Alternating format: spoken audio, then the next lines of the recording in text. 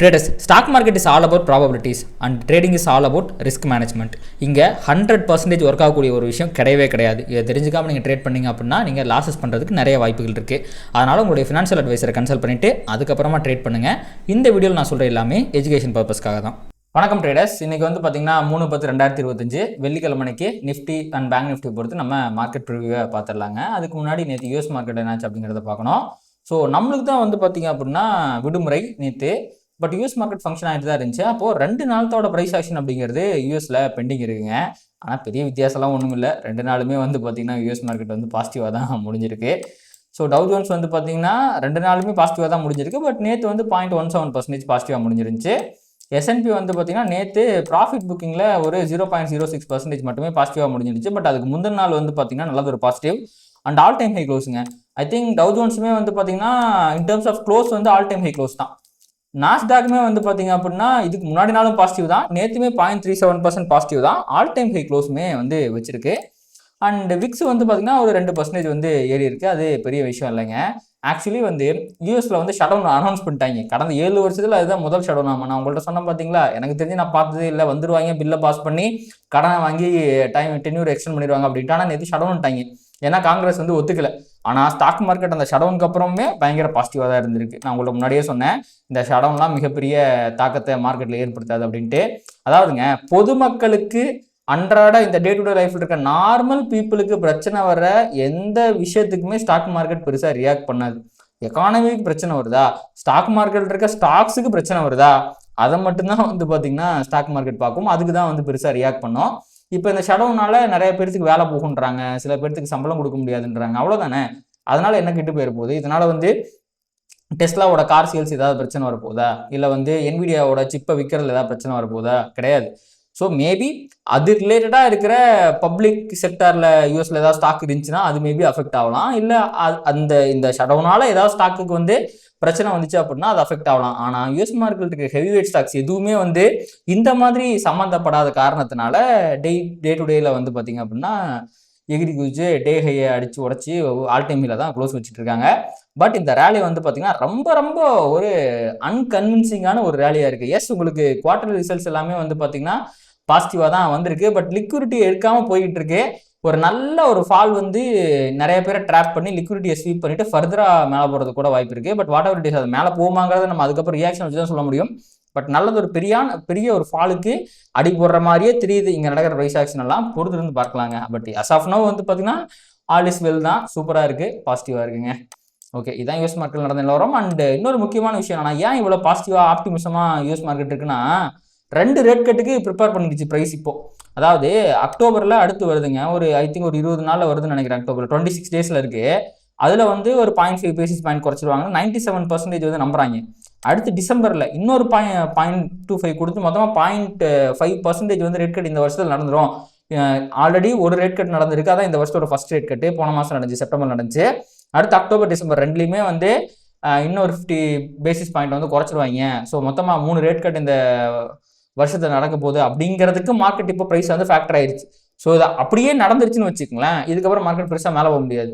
Suppose இந்த rate கட்டில் ஒன்று காலி ஆயிடுச்சு, சப்போஸ் அக்டோபர் மாதத்தில் குறைக்காம விட்டாங்கன்னா பெரிய ஃபாலை சந்திக்கிறதுக்கு வாய்ப்பு இருக்குது. ஸோ இந்த ரேட் கட் ஆப்டிமிசமால மட்டும்தான் மார்க்கெட் இவ்வளோ பாசிட்டிவாக மேலே போயிட்டு இருக்கு அப்படிங்கிறத நம்ம புரிஞ்சுக்கணும். சரி, ஓகே. அது இதை பற்றி எப்போ தெரியும் அப்படின்னா, ஏதாவது எக்கனாமிக் டேட்டா வரும், முக்கியமாக இன்ஃப்ளேஷன் டேட்டா வரும். ஸோ அதை பொறுத்து தான் வந்து இந்த ரேட் கட் அப்படிங்கிறது முடிவு செய்யப்படும். ஸோ அடுத்து நம்ம ரொம்ப ஃபோக்கஸாக பார்க்க வேண்டியது அந்த இன்ஃப்ளேஷன் டேட்டாவை தான். அது வந்து இந்த 26 டேஸ் இருக்கா, மேபி அதுக்கு ஒரு வாரத்துக்கு முன்னாடி ரிலீஸ் பண்ணுவாங்க. அது வரைக்கும் மார்க்கெட் ஆப்டிமிசமாக இருக்கிறதுக்கு வாய்ப்புகள் இருக்குது. ஓகேங்க. அடுத்து வந்து பார்த்திங்கன்னா அப்படியே அந்த யூஎஸ் மார்க்கெட்டை விட்டு நம்ம மார்க்கெட்டுக்கு வந்து எஃப்ஐடி என்ன பண்ணியிருக்காங்கன்னு பார்ப்போம் நம்ம. ஸோ எஃப்ஐ 1500 கோடி வழக்கம் போல் செல் பண்ணியிருக்காங்க. டிஏ வழக்கம் போல் 2800 கோடி பை பண்ணியிருக்காங்க. நெட் இன்ஸ்டியூஷன் ஃபிகர் பாசிட்டிவாக இருக்குது. ஓகே, நம்மளோட யூஎஸ்டிஐஎன்ஆர் என்ன பண்ணிக்கிட்டு இருக்கு? யூஎஸ்டிஐஎன்ஆர் 88.6 அப்படின்ட்டு ஆல் டைம் ஹையில் சுற்றிக்கிட்டு இருக்கு. ஸோ கண்டிப்பாக இது வந்து பார்த்திங்கன்னா மார்க்கெட்டுக்கு பொறுத்த வரைக்கும் இது அஃபெக்ட் பண்ணக்கூடிய ஒரு பேரிஷான விஷயம் தான். சரி, ஓகேங்க. அடுத்து வந்து பார்த்திங்கன்னா இப்போது கரண்ட்டாக வேர்ல்டு மார்க்கெட் ஃபியூச்சர்ஸ் என்ன பண்ணிக்கிட்டு இருக்குன்னு பார்ப்போம். யூஎஸ் ஃபியூச்சர்ஸ் ஸ்ட்ராங்காக பாசிட்டிவாக இருக்குது. யூரோப்பியன் ஃபியூச்சர்ஸ் ஸ்ட்ராங்காக பாசிட்டிவாக இருக்குது. அப்படியே ஏஷியன் மார்க்கெட்டை பார்த்தா நிக்கி 1.4% பாசிட்டிவ். ஆஹா, ஆஸ்திரேலியா 0.27%. ஓஹோ, அப்போ வந்து எல்லா மார்க்கெட்டும் கணக்கச்சிதமாக சூப்பராக இருக்காங்க. முக்கியமாக ஏஷியன் மார்க்கெட்டுடைய பாசிட்டிவிட்டி கண்டிப்பாக கிஃப்ட் நிஃப்டியை பாசிட்டிவாக தான் ஓப்பன் பண்ண வைக்கும். நம்ம பார்த்துருவோங்க அதை. இப்போதைக்கு அந்த டெரிவேட்டிவ் டேட்டா பார்த்துட்டு கிஃப்ட் நிஃப்டி என்னாச்சு அப்படிங்கிறத பார்ப்போம். அடுத்து அப்படியே நம்ம டெரிவேட்டிவ் டேட்டா பக்கம் வந்து முதல்ல ஃபியூச்சர்ஸை பார்க்கும்போது லாங் பில்டப் அப்படின்னு வந்திருக்கு. சேஞ்ச் இன் ஓப்பன் இன்ட்ரெஸ்ட் பாருங்கள் 350%. ஏன் இவ்வளோ பெரிய சேஞ்ச் இன் ஓப்பன் இன்ட்ரெஸ்ட் வருது அப்படின்னா, நேற்று அந்த எக்ஸ்பைரி முடிச்சு நாள் என்றைக்குமே அன்னைக்கு அவ்வளோ பெரிய வாட் எவர் மார்க்கெட் கீழே விழுந்தாலும் சரி நிறையா புல்லிஷான இந்த லாங் பில்டப் அப்படிங்கிறது தான் வரும். சேஞ்ச் இன் ஓப்பன் இன்ட்ரெஸ்ட்டும் இந்த மாதிரி 200%, 300%, 400% அப்படின்னு தான் வரும். ஸோ இதை நம்ம கண்டிப்பாக ஒரு பாசிட்டிவான விஷயமா தான் எடுத்துக்கிட்டு ஆகணும். ஓகே, அடுத்து பார்த்தீங்கன்னா உங்களுக்கு எஃப்ஐஎன்டி prop traders, FI prop traders retailers இவங்களோட பார்ட்டிசிபென்ட் வைஸ் ஓப்பன் இன்ட்ரெஸ்ட் அதில் பார்க்கும்போது எஃப்ஐஏ வந்து கால் ஆப்ஷன் செல் பண்ணி புட் ஆப்ஷனை பை பண்ணி மார்க்கெட் கீழே போனால் தான் ப்ராஃபிட்டுங்கிற மாதிரி பொசிஷனை கிரியேட் பண்ணியிருக்காங்க. ஆனால் ப்ராப் ட்ரேடர்ஸ் நேற்று மார்க்கெட் புல்லிஷாக மாறினதோட அவங்களும் வந்து பார்த்தீங்கன்னா புல்லிஷாக மாறிட்டாங்க. 21, 24, 23, 24 அப்படின்னா ரெண்டு பக்கமே வந்து பார்த்தீங்கன்னா கால் ஆப்ஷன் புட் ஆப்ஷன் ரெண்டையுமே அதிகமாக தான் பை பண்ணியிருக்காங்க. பட் 4% வந்து கால் ஆப்ஷன் அதிகமாக பை பண்ணியிருக்காங்க. வெறும் 1% தான் புட் ஆப்ஷன் அதிகமாக பை பண்ணியிருக்காங்க. விச் மீன்ஸ் 3% அதிகமாக மார்க்கெட் மேலே போனால் தான் எனக்கு ப்ராஃபிட் அப்படிங்கிற மாதிரி பொசிஷனை கிரியேட் பண்ணியிருக்காங்க. ஸோ ஆப்வியஸ்லி உங்களுக்கு வந்து மார்க்கெட் மேலே போனால் தான் ப்ராஃபிட். அடுத்து பார்த்தீங்கன்னா ரீட்டைல் ட்ரேடர்ஸ் வந்து பார்த்தீங்கன்னா இதுக்கு முன்னாடி இருந்த புல்லிஷ்னஸை கொஞ்சம் கம்மி பண்ணியிருக்காங்க. கால் ஆப்ஷனை வந்து பார்த்தீங்கன்னா ஒரு 3% அதிகமாக வந்து செல் பண்ணியிருக்காங்க. புட் ஆப்ஷனை 10% அதிகமாக செல் பண்ணியிருக்காங்க. ஸோ மார்க்கெட் வந்து பார்த்தீங்கன்னா ஒரு புல்லிஷ் பயாஸில் சைடுவேஸில் இருந்தால் ப்ராஃபிட் அப்படிங்கிற மாதிரி வந்து ரீட்டைல் ட்ரேடர்ஸ் வந்து பொசிஷன்ஸை கிரியேட் பண்ணியிருக்காங்க.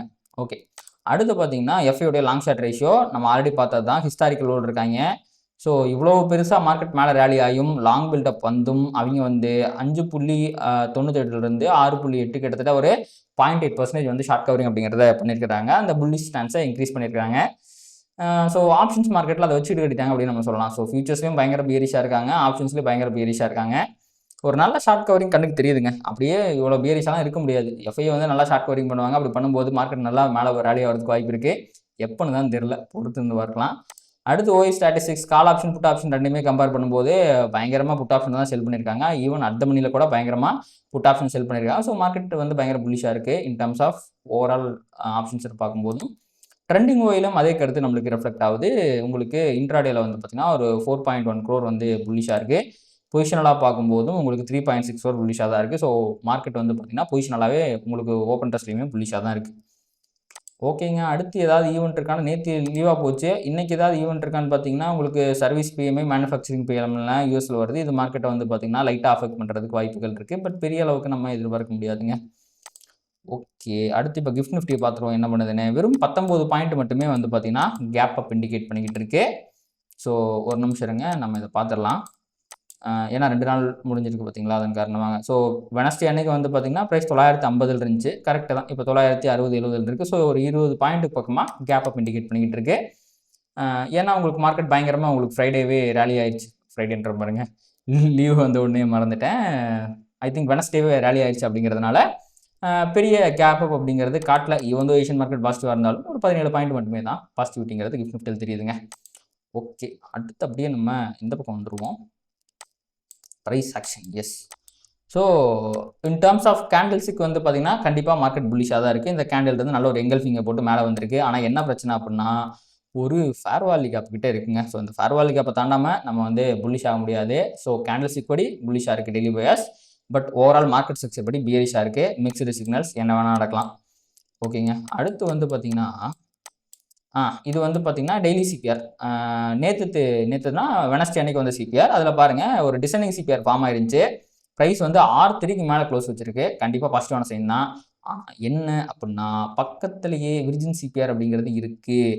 ஸோ அது ஒரு நல்ல சப்போர்ட்டை நல்ல ரெசிஸ்டன்ஸை ப்ரொவைட் பண்ணுறதுக்கு வாய்ப்பு இருக்குது. 850 930 70 பாயிண்ட் தான். அந்த 70 பாயிண்ட்டுக்குள்ளே நல்லதொரு ரெசிஸ்டன்ஸை நம்ம எதிர்பார்க்கலாம். ஸோ மார்க்கெட் புல்லிஷாக இருந்தாலும் ரெசிஸ்டன்ஸு மிக அருகில் இருக்குது அப்படிங்கிறத நம்ம தெரிஞ்சுக்கணும். அடுத்து இன்றைக்கி வந்திருக்க சிபிஆர் ஒரு ஸ்ட்ராங்கான அசெண்டிங் வைடு சிபிஆர் அப்படிங்கிறது வந்திருக்கு. வைடு சிபிஆர் அப்படின்னா மார்க்கெட் கன்சாலிடேட் ஆகிறதுக்கு நிறைய வாய்ப்பு இருக்குது அப்படிங்கிறது தான் அர்த்தம். அப்போது மார்க்கெட் வந்து எப்படி கன்சாலிடேட் ஆகும்? புல்லிஷ் பயாஸில் கன்சாலிடேட் ஆகிறதுக்கு வாய்ப்பு இருக்குது. ஏன்னா அது அசெண்டிங் சிபிஆர். அதன் காரணமாக ரேஞ்ச் என்னது இந்த விர்ஜின் சிபிஆர் வச்சுக்கலாம். ஸோ அந்த விர்ஜின் சிபிஆருக்குள்ளே தான் வந்து பார்த்திங்கன்னா 935 அப்படிங்கிறதுமே இருக்குது.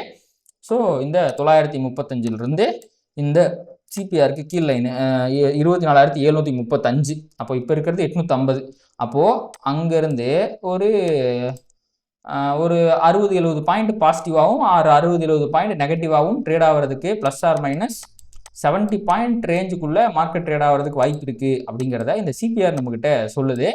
பட் இந்த 735 அப்படிங்கிறது உடைக்கப்பட்டால் நல்லதொரு இன்னொரு செல்லிங் ப்ரெஷர் வரது கூட வாய்ப்புகள் அப்படிங்கிறது இருக்குது.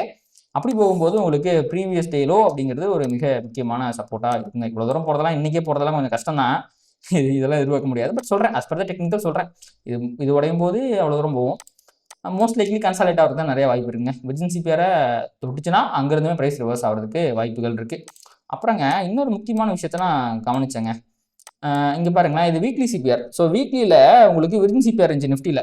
ப்ரைஸ் அதை கடந்து தான் அந்த இடத்துல கன்சாலேட் ஆகிட்டு இருந்தான். ஆக்சுவலாக அது பிரேக் அவுட் கொடுத்துட்டான், பட் ஃபர்தராக கீழே புஷ் கிடைக்காம கன்சாலேட் ஆகிட்டு இருந்தான். ஸோ இந்த வீக்லி விர்ஜின் சிபிஆரோட பவருமே ப்ரைஸை மேலே தூக்கி இருக்கு அப்படின்னு சொல்லலாம். அண்டு இந்த வாரம், இந்த கரண்ட் வாரம் நிஃப்டிக்கு இருக்கிறது வந்து பார்த்தீங்கன்னா ஒரு வைடு சிபிஆருங்க. ஸோ வைடு சிபிஆர் வரும்போது மார்க்கெட் மோஸ்ட்லி கன்சால்டேட் தான் ஆகும். அதன் காரணமாக இப்போ இன்னைக்கு ஒரு நாள் தான் இருக்குது அப்படிங்கிறதுனால இது வந்து டெய்லி இருக்க விர்ஜின் சிபிஆர். நம்ம இங்கே பார்த்தோம் பார்த்தீங்களா, இந்த விர்ஜின் சிபிஆர் தான் இங்கே இருக்க விர்ஜின் சிபிஆர். அப்போ அந்த விர்ஜின் சிபிஆரும் அந்த வீக்லி சிபிஆரோட டாப்பும் ஒரே இடத்துல கோயின்சைட் ஆகிறதுனால இது ஒரு மிக முக்கியமான ரெசிஸ்டன்ஸாக கண்டிப்பாக இருக்குங்க. தாண்டி போகிறதுங்கிறது இந்த வாரம் இல்லை, அடுத்த வாரமே கொஞ்சம் கஷ்டமாக தான் இருக்க போகுதுன்னு நினைக்கிறேன். பொறுத்து இருந்து பார்க்கலாம். ஜஸ்ட் இதை பார்த்த நேற்று அதனால் சொல்லணுன்ட்டு சொல்கிறேங்க. அடுத்து அப்படியே நம்ம பேங்க் நிஃப்டி பக்கம் வந்துடுவோம். ஸோ பேங்க் நிஃப்டியும் ட்ரெண்டிங் டே நேரோ சிபிஆர் வந்துச்சு, நல்ல ஒரு ட்ரெண்டிங்கை போட்டு R4க்கு மேலே அதையும் தாண்டி புனிதமானதுக்காக முடிச்சிருக்கான். ஸோ கண்டிப்பாக பாசிட்டிவான விஷயம் தான் அது. அண்ட் அஃப்கோர்ஸ் நேற்று ட்ரெண்ட் ஆனதுனால இன்றைக்கும் மார்க்கெட்டில் ட்ரெண்டிங் எதிர்பார்க்க முடியாது, டெய்லி ட்ரெண்டிங் வராது அப்படிங்கிறதுனால நிஃப்டியில் வந்து சேம் பேட்டர்ன் தான், ஒரு அசெண்டிங் வைடு சிபிஆர் அப்படிங்கிறது ஃபார்ம் ஆயிருக்கு. ஸோ நிஃப்டிக்கு சொன்ன அதே விஷயம் தான், மார்க்கெட் வந்து ஒரு நல்ல ஒயிட் ரேஞ்சில் கன்சாலேட் ஆகிறதுக்கு வாய்ப்பு இருக்குது. இந்த 55,650 நினைக்கிறேன், 55-60 ரேஞ்சில் வரும். அதே மாதிரி கீழே சிபிஆருடைய அந்த லைனுங்கிறது 55,000. ஸோ இதுவுமே வந்து பார்த்தீங்கன்னா ஒரு 300-350 பாயிண்ட்டுக்குள்ளே மார்க்கெட் கன்சாலேட் ஆகிறதுக்கு தான் வாய்ப்பு இருக்குது. இந்த சிபிஆரோட பாட்டம் லைன் 55,000 தாண்டும் போது செல்லிங் ப்ரெஷர் வரும். பட் அது இன்றைக்கி நடக்கிறதுக்கான ப்ராபபிலிட்டி மிகவும் குறைவுங்க. ஸோ இப்போ வந்து எஸ்எம்சியுடைய மார்க்கெட் ஸ்ட்ரக்சர் நம்ம பார்த்துடலாம். மார்க்கெட் ஸ்ட்ரக்சரும் பாருங்கள் சிபிஆரோட ஒத்து போகுது. அதாவது இந்த ரெசிஸ்டன்ஸ் லைன்லாம் பாருங்களேன், ரொம்ப பெருசாக இருக்குது. 24,906, அதை விட்டா 25,010, கீழே வந்தால் 24,746, அதுக்கும் கீழே வந்தால் 24,617. இது எல்லாமே ரொம்ப தூரமாக இருக்குது, பக்கத்தில் எதுவுமே இல்லை. அப்படின்னா என்ன அர்த்தம்னா இந்த ரேஞ்சுக்குள்ளே பயங்கரமாக மார்க்கெட் ஒரு கன்சால்டேஷனை போகிறதுக்கு வாய்ப்பு இருக்குது அப்படிங்கிறது தான் அர்த்தம். இந்த ரேஞ்செலாம் பார்த்துக்குங்க. மேலே இருக்கிறது ரெண்டுமே நல்ல லிக்விடிட்டி லெவல்ஸு, ப்ரைஸ் ரிவர்ஸ் பண்ணுறதுக்கான பொட்டன்ஷியல் இருக்குது. சிபிஆரில் வேறு லெவல் வரும், லிக்விடிட்டியில் வேறு லெவல் வரும், எல்லா லெவலுமே மார்க்கெட்டை ரெஃப்ளெக்ட் ஆகும். நான் சிபிஆரோட லெவல்ஸை விட இன் டர்ம்ஸ் ஆஃப் லெவல்ஸ் நான் லிக்விடிட்டி தான் வந்து ரொம்ப நம்புவேன். ஸோ அந்த விதத்தில் 24,906, 25,010 மிக முக்கியமான ரெசிஸ்டன்ஸ் ஆகும். கீழே வரும்போது 24,746, 24,617 மிக முக்கியமான சப்போர்ட்டாகவும் இருக்குங்க. ஸோ ஓவராலாக சம்மரைஸ் பண்ணோம் அப்படின்னா குளோபல் மொமெண்டம் பயங்கர பாசிட்டிவாக இருக்குது. என்ன தான் நெகட்டிவ் நியூஸ் வந்தாலும் அதெல்லாம் காதிலே வாங்கிக்காமல் பயங்கர பாசிட்டிவாக தான் ரியாக்ட் பண்ணிட்டு இருக்காங்க. அடுத்து வந்து பார்த்திங்கன்னா கிஃப்ட் நிஃப்டி வந்து ஒரு ஃப்ளாட்டான இண்டிகேஷனை கொடுத்துக்கிட்டு இருக்கு. இப்போதைக்கு கரண்ட்டாக குளோபல் மார்க்கெட் பாசிட்டிவாக இருக்குது. Open interest, OA, trending OA, அந்த மாதிரி டெரிவேட்டிவ் டேட்டாவும் பயங்கர பாசிட்டிவாக இருக்குது. எஃப்ஐஏ மட்டும்தான் வழக்கம் போல் வந்து பேரிஷ் ஸ்டான்ஸை வச்சுருக்காங்க. ஸோ மார்க்கெட்டு வந்து நேற்று பயங்கரமாக ட்ரெண்ட் ஆகிருக்கு. இதெல்லாம் வச்சு பார்க்கும்போது இன்றைக்கி ஒரு கன்சால்டேஷன் நடக்கிறதுக்கு வாய்ப்பு இருக்குது அப்படிங்கிறதான் கண்ணுக்கு தெரியுது. என்ன போகுது அப்படிங்கிறத பொறுத்து வந்து பார்க்கலாங்க. ஸோ இந்த மாதிரி மார்க்கெட்டை ப்ராப்பராக அனலைஸ் பண்ணி ட்ரேட் பண்ணோம் அப்படின்னா நம்ம மென்டர்ஷிப் ப்ரோக்ராம் நீங்கள் ஜாயின் பண்ணிக்கலாம். அதை தாண்டி உங்களுக்கு பிடிடி ஆப் இருக்குது, கீழே டவுன்லோட் பண்ணி பாருங்கள். அதில் ஃப்ரீயாக பவர் ஆஃப் 3 அப்படிங்கிற ஸ்ட்ராட்டஜி டிஸ்கஸ் பண்ணியிருப்பேன். அதை தாண்டி என்னோட மென்டர்ஷிப்புமே நீங்கள் அதில் டவுன்லோட் பண்ணி அவைல் பண்ணிக்கலாம். அண்ட் இதை தாண்டி உங்களுக்கு இந்த வீடியோ பிடிச்சிருக்கு, இதுலேருந்து சில இன்சைட்ஸ்லாம் உங்களுக்கு கிடச்சிருக்கு அப்படின்னா அதை லைக் பண்ணுங்கள், கமெண்ட் பண்ணுங்கள், ட்ரேட் பண்ணுற மற்ற நண்பர்களுக்கும் ஷேர் பண்ணுங்கள். அது யூடியூபில் கருத்து ட்ரிகர் பண்ணி நம்ம நிறையா பார்வையாளர்களை நமக்கு கொண்டு வரும். தேங்க்யூ. குருடாயெல்லாம் மறந்துட்டோமேங்க, சாரி, கொஞ்சம் பழக்கம் வரல அது இன்னும், அதனால தான் மறந்துட்டேன். ஸோ க்ரூட் ஆயில் வந்து பார்த்திங்க அப்படின்னா இந்த லெவல் ஆஃப் லிக்விடிட்டியை தாண்டிட்டாங்க. இது மேபி இன்டியூஸ்மெண்ட்டாக இருக்கிறது கூட வாய்ப்பு இருக்குது, ஏன்னா கீழே வரும்போது லிக்விடிட்டி எடுக்காமல் வந்திருக்கு. ஸோ இங்கேருந்து ப்ரைஸ் ரிவர்ஸ் ஆகலாம், ஆர் இந்த 59.91க்கு போய் ப்ரைஸ் ரிவர்ஸ் ஆகலாம். ஆனால் அசாஃப்னோ மார்க்கெட் பயங்கர யூஎஸ் ஆயில் அப்படிங்கிறது பயங்கர பேரிஷாக இருக்குது. உங்களுக்கு ஒன்றும் தட்டுப்படலைங்க, ஒரு புல்லிஷ்னஸ் இது வரைக்கும் தட்டுப்படலை. உங்களுக்கு வந்து இப்போதைக்கு வந்து பார்த்திங்கன்னா இதை தாண்டணும், 61.99 தாண்டாத வரைக்கும் நம்ம மார்க்கெட்டில் ஒரு புல்லிஷ்னஸ் எதிர்பார்க்க முடியாது. இது ஒரு இது 61.99 தானா, இல்லை கரெக்டு தான், 61.99 தாண்டாத வரைக்கும் மார்க்கெட் பீரிஷாக இருக்கிறதுக்கு தான் வாய்ப்பு இருக்குது. ஃபர்தராக வந்து மார்க்கெட் கீழே போகும்போது இந்த 59.91 கிட்ட ஒரு நல்ல சப்போர்ட் அப்படிங்கிறது இருக்குங்க. அது ஒரு நல்ல சப்போர்ட்டை ப்ரொவைட் பண்ணுறதுக்கு வாய்ப்பு இருக்குது. இது ஒரு நல்ல லிக்விடிட்டி ஏரியா தான். அடுத்துங்க கோல்டு. கோல்டு நேற்று திடீர்னு கீழே விழுந்தான். பாடி சோடா நீ என்னடா கீழே விழுகிற அப்படிங்கிற மாதிரி இருந்துச்சு. இங்கே பாருங்களேன், 1 hour டைம் ஃப்ரேமில் சேஞ்ச் ஆஃப் கேரக்டர், ஐ மீன் உங்களுக்கு வந்து ப்ரைஸ் வந்து சேஞ்ச் ஆஃப் கேரக்டர் போட்டு பீரிஷ் ஆயிடுச்சு. அண்ட் ஃபேர் வேல்யூ கேப் இருந்து அங்கேயுமே போய் ரிவர்ஸ் ஆகிட்டு இருக்கான். இது எல்லாமே ஒரு பியரிஷ் சைனுங்க. ரொம்ப நாள் கழிச்சு ஒரு பியரிஷ் சைன் அப்படிங்கிறது கண்ணுக்கு தெரியுது. இந்த ஃபேர் வேல்யூ கேப் டிஃபெண்ட் ஆகிற வரைக்கும், அதாவது ப்ரைஸ் வந்து மேபி இதையும் சேர்த்துக்கலாமே, இந்த 3880க்கு கீழே இருக்கிற வரைக்கும் ஒரு செல்லிங் ப்ரெஷர் வரதுக்கு வாய்ப்பு இருக்குது. அது டுவர்ட்ஸ் ப்ரைஸை வந்து இங்கே பாருங்கள், இந்த லெவல் இருக்குது பார்த்தீங்களா, 3793 வரைக்கும் கொண்டு போகிறதுக்கும் வாய்ப்பு இருக்குது. ஸோ ஒரு பியரிஷ் சைன் கண்ணுக்கு தெரியுது. இதுக்கு முன்னாடி அதே மாதிரி தான் இந்த இடத்துல ஒரு பியரிஷ் சைன் கண்ணுக்கு தெரிஞ்சு போடான்ட்டு திருப்பி ஒரு ஹையை போட்டான். ஸோ இந்த பியரிஷ் சைன் ஆச்சு ஒழுங்காக ஒர்க் அவுட் ஆகுதா அப்படிங்கிறத பார்ப்போங்க.